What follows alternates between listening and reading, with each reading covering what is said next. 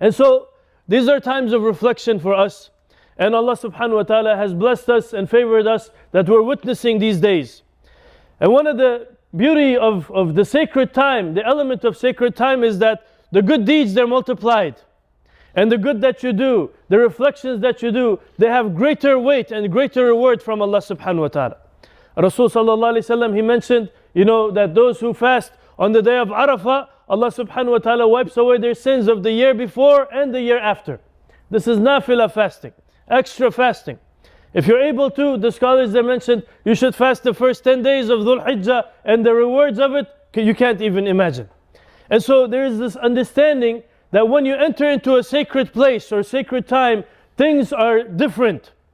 The value of things change, the effect of things change. For example, you pray in your home, you get the reward of prayer in your home. But you pray in the masjid in jama'ah, your prayers are multiplied by 27 times. And you pray in the masjid of the Prophet sallallahu alaihi wasallam, or you pray in Masjid al-Haram, or you pray in Masjid al-Aqsa. Rasulullah sallallahu alaihi wasallam said, your prayers, are the reward of it is multiplied alfun alfa marra, means thousand times, 1,000,000 times more. Right? So this is the effect of being in the presence of sacred things that Allah subhanahu wa ta'ala has honored.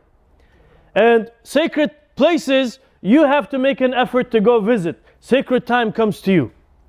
Allah subhanahu wa ta'ala made the days of Dhul Hijjah, wherever you are in the world, it will reach you. And you will benefit from it. If you are aware of Allah subhanahu wa ta'ala, and if you're conscious of Allah subhanahu wa ta'ala. And so,